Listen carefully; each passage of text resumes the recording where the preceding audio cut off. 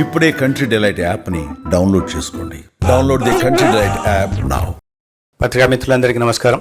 గత 18 నెలలుగా ఈ రాష్ట్రంలో సంక్షేమం, అభివృద్ధికి పెద్దపీట వేస్తూ కూటమి నాయకత్వం, ముఖ్యమంత్రి చంద్రబాబు నాయుడు గారి నాయకత్వంలో, ఉప ముఖ్యమంత్రి పవన్ కళ్యాణ్ గారి నాయకత్వంలో రాష్ట్రాన్ని ప్రగతి పదంలో ముందుకు తీసుకెళ్లే ప్రయత్నం చేస్తుంది. ప్రధానంగా ఈ 2025 సంవత్సరం ఒక ప్రత్యేకంగా వాళ్ళ గౌరవ ముఖ్యమంత్రి గారు ప్రస్తావించారు. అనేక ప్రతికూల పరిస్థితుల్లో విధ్వంసకర పాలన జరిగిన తర్వాత అధికారంలోకి వచ్చి వాటిని అన్నింటినీ సరిచేస్తూ ఇవాళ సంపద సృష్టించడం కానీ, లేదా సంక్షేమాన్ని ప్రజల వద్దకు చేర్చడం కానీ, లేదా అభివృద్ధి కార్యక్రమాలు చేపట్టడంలో కానీ రాష్ట్రం సాధించిన ప్రగతి గురించి ఇవాళ క్యాబినెట్లో ప్రస్తావన ముఖ్యంగా ముఖ్యమంత్రి గారు ప్రధానంగా ప్రస్తావించడం జరిగింది. అయితే సహచర మంత్రులు చెప్పినట్టుగా ఆర్థిక వనరులు లేమి ఉన్నప్పటికీ కూడా ఇచ్చిన మాట ప్రకారం ప్రతి ఒక్క పథకాన్ని దేశంలో ఏ రాష్ట్రంలో లేని విధంగా సమర్థవంతంగా అమలు చేయడమే, ఎటువంటి దాంట్లో రాజకీయ కోణాలు లేకుండా ప్రజల వద్దకు సంక్షేమాన్ని చేరుస్తున్నారు. ఆ పథకాల గురించి సూపర్ 6 కావచ్చు, తల్లికి వందనం కావచ్చు, అన్నదాత సుఖీభావ కావచ్చు, లేదా దీపం పథకం కావచ్చు, లేదా మత్స్యకార భరోసా కావచ్చు, లేదా నేతన్న సేవ కావచ్చు, అనేక రకాల కార్యక్రమాలని ఇవాళ ప్రజల వద్దకు చేరుస్తున్నాం. స్త్రీశక్తి, ఒక మహిళలకి ఆర్థిక స్వాతంత్రాన్ని, సాధికారణ కల్పించే దిశ కూడా ప్రయత్నాలు జరుగుతున్నాయి. ఇదే సమయంలో అభివృద్ధిని కూడా ఇవాళ పరుగులు పెట్టిస్తున్న వైనం కూడా మనం చూస్తున్నాం. గతంలో గ్రామీణ ప్రాంతాల్లో చూస్తే 15వ ఆర్థిక సంఘం నిధుల్ని కానీ, ఎన్ఆర్జీఎస్ నిధులు కానీ దారి మళ్ళించేవాళ్ళు. ఇవాళ చూస్తే గ్రామంలో మౌలిక సదుపాయాల కల్పన జరుగుతోంది. వ్యవసాయ కూలీలకు పని దినాలు ఇవాళ గౌరవ ఉప ముఖ్యమంత్రి గారి నాయకత్వంలో అందుతున్నాయి. గ్రామాలు కూడా ఆర్థిక ప్రగతి సాగిస్తున్నాయి. రైతాంగానికి అందిస్తున్న పథకాల గురించి మీకు తెలిసిన విషయమే. ఇవన్నీ కాకుండా ప్రధానంగా ఇవాళ గౌరవ ముఖ్యమంత్రి గారు ప్రస్తావించింది ఏంటంటే, ఈ రాష్ట్రానికి కేంద్రం నుంచి అందుతున్న సహకారం గురించి వారు ప్రధానంగా ప్రస్తావించారు. అమరావతిలో ఒక అద్భుత రాజధాని నిర్మాణం గురించి కానీ, లేదా పోలవరం గురించి కానీ, లేదా రైల్వే జోను, అదేవిధంగా బల్క్ డ్రగ్ పార్కు, ప్రధానంగా ఈ గ్రీన్ హైడ్రోజన్ కారణంగా గతంలో విశాఖపట్నంకి వచ్చినప్పుడు ఒకటే రోజు 2,10,000 కోట్ల వివిధ అభివృద్ధి కార్యక్రమాలకి, రాజధాని ప్రాంతంలో 56,000 కోట్ల వివిధ అభివృద్ధి కార్యక్రమాలకి, ఇటీవల రాయలసీమ ప్రాంతానికి వచ్చినప్పుడు 13,500 కోట్లు వివిధ అభివృద్ధి కార్యక్రమాలకి, ఇంత పెద్ద ఎత్తున దాదాపు 3 లక్షల కోట్ల పెట్టుబడుల్ని ఇవాళ మౌలిక సదుపాయాల కల్పన, తద్వారా సంపదను సృష్టించాలని తీసుకొచ్చిన కారణంగా ఇవాళ మన ఉత్పత్తి కూడా, గ్రోత్ రేట్ కూడా 11% దాటింది. కానీ లక్ష్యం 15%గా పెట్టుకున్నాం. లక్ష్యం దిశగా సాగుతున్నాం.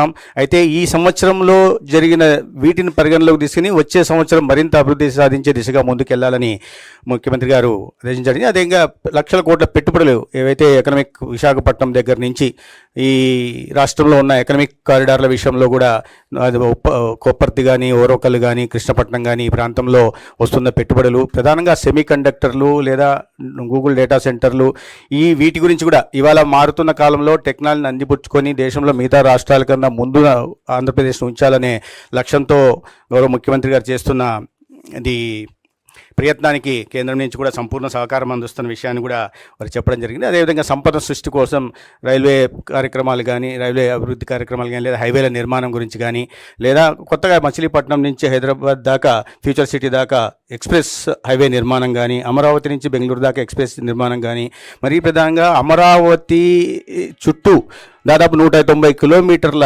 38,000 కోట్లతో 190 కిలోమీటర్ల ఔటర్ రింగ్ రోడ్డు కారణంగా అమరావతి సంపదను కూడా హైదరాబాద్ దాటిపోయేలా, మిగతా అన్ని మెట్రో పట్టణాలతో పోటీ పడేలాగా చేస్తున్న వైనాన్ని కూడా వారు చెప్పడం జరిగింది. గతంలో అన్ని కేంద్ర ప్రభుత్వ పథకాలను రద్దు చేయడం కానీ, లేదా దానికి ఉద్దేశించిన నిధుల్ని దారి మళ్లించడం కానీ జరుగుతుంటే, ఇవాళ ప్రతి కేంద్ర ప్రభుత్వ పథకాన్ని కూడా అమలు చేస్తూ ఇవాళ అన్ని అభివృద్ధి కార్యక్రమం ముందు తీసుకెళ్లే ప్రయత్నం రాష్ట్రంలో జరుగుతూ ఉంది. ప్రధానంగా గతంలో పేర్ల గురించి తెలుసు, ఏదొచ్చినా కూడా సొంత పేర్లు పెట్టుకునే ఒక విపరీత మానసిక తత్వం కలిగిన వాళ్ళు ఉండేవాళ్ళు. ఇవాళ ఆ పరిస్థితి లేకుండా పథకాలకి డొక్కా సీతమ్మ గారి పేరో, సర్వేపల్లి రాధాకృష్ణన్ గారి పేరో, ఎర్రాపెగడ సుబ్బారావు గారి మహనీయుల పేర్లు పెట్టే ప్రయత్నం కూడా జరుగుతున్న విషయం మీ అందరికీ తెలుసు. ఈ విషయాల మీద ప్రస్తావన జరిగింది. అదేవిధంగా రైతాంగానికి అది మన నాదెళ్ల మనోహర్ గారి మంత్రిశాఖలో ధాన్యం కొనుగోలు విషయంలో కానీ, లేదా పొగాకు రైతులకు కానీ, మామిడి రైతులకు కానీ, లేదా కోకో రైతులకు కానీ, లేకపోతే ఉల్లి రైతులకు కానీ సమస్య వచ్చినప్పుడు ప్రభుత్వం సానుకూలంగా స్పందించి సత్వరమే మార్కెట్ ఇంటర్వెన్షన్ చేసి వారిని ఆదుకున్న విషయాన్ని కూడా రైతాంగంలో కూడా ఈ విషయం మీద చాలా సానుకూల వాతావరణం నెలకొని ఉంది. అదేవిధంగా ఈ ప్రతి ఇంట్లో ఒక పారిశ్రామికవేత్తను తయారు చేయాలనే ఉద్దేశంతో రాష్ట్ర వ్యాప్తంగా 175 నియోజకవర్గాల్లో ఎంఎస్ఎంఈ పార్కులకు, చిన్న చిన్న పార్కులకు ఊతమిస్తూ ఇవాళ ఈ నిరుద్యోగ యువతని ఉపాధి ఉద్యోగ అవకాశాలు కల్పించడమే కాకుండా పెద్ద ఎత్తున డిఎస్సి కానీ లేదా పోలీస్ శాఖలో కానీ అదేవిధంగా వైద్య శాఖలో కూడా అనేక ఈ నోటిఫికేషన్లు ఇచ్చి రిక్రూట్మెంట్ చేసిన విషయం మనకు తెలుసు.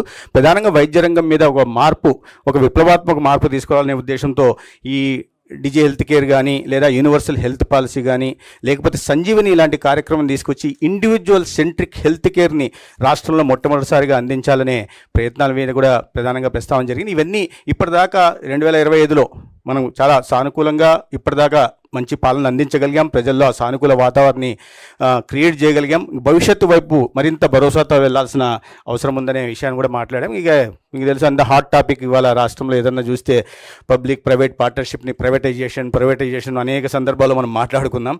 ఏ రకంగా అసత్య ప్రచారాలు చేస్తున్నారనే విషయం దాన్ని కూడా మనం సమర్థవంతంగా తిప్పికట్టగలిగాం. రాష్ట్రంలో ఈ పబ్లిక్ ప్రైవేట్ పార్ట్నర్షిప్ వల్ల ఒక నాణ్యమైన వైద్య విద్యని అందుబాటులోకి తీసుకురాగలుగుతాం. గత విధానం కన్నా ఈసారి 110 సీట్లు అదనంగా పేదలకు అందుబాటులోకి తీసుకురావడమే కాకుండా ఇవాళ రాష్ట్రంలో ఉంటున్న పేదలకు మెరుగైన వైద్య సేవలను అందించే దిశగా ఒక్కొక్క 6,250 పడకల ఆసుపత్రులను కూడా నిర్మించబోతున్నాం. 1,500 సీట్లు కూడా ఈ రాష్ట్రానికి రాబోతున్నాయి. సో ఈ విషయాల మీద మాట్లాడడం జరిగింది. వీటి నుంచి గతంలో ఏదైనా జరిగిన వాటిని ఎక్కడెక్కడ అడ్డంకులు ఉన్నాయో వాటిని గుర్తించి వాటిని సరి చేసుకుంటూ మళ్ళీ భవిష్యత్తు దిశగా సాగిపోవాలా. 26 మరింత ఆశాజనకంగా ఉండేలాగా అందరూ కష్టించి పనిచేయాలని ఈ ప్రయత్నం చేసిన ప్రతి ఒక్కరిని గౌరవ ఉప ముఖ్యమంత్రి గారితో సహా ప్రతి ఒక్కరిని రాష్ట్ర ముఖ్యమంత్రి గారు అభినందన తెలియజేయడమే కాకుండా ఈ యజ్ఞంలో వాళ్ళ ఉద్యోగ ధర్మాన్ని నిర్వహిస్తున్న ఉద్యోగస్తులను కూడా వారు అభినందించారు. తర్వాత ఈ రీఆర్గనైజేషన్ విషయంలో గతంలో కేవలం రాజకీయ కారణాల వల్ల జరిగిన విషయం మీకు తెలుసు. ఉదాహరణకు చెప్పాలంటే 45 కిలోమీటర్ల దూరంలో ఉంటుంది కందుకూరు ఒంగోలుకి. దాన్ని తీసుకెళ్లి 111 కిలోమీటర్ల దూరం ఉంటుంది నెల్లూరుని కలిపారు. 35 కిలోమీటర్ల దూరంలో ఉంటుంది నెల్లూరుకు గూడూరు. దాన్ని తీసుకెళ్లి 90 కిలోమీటర్ల దూరంలో ఉంటున్న తిరుపతిలోకి కలిపారు.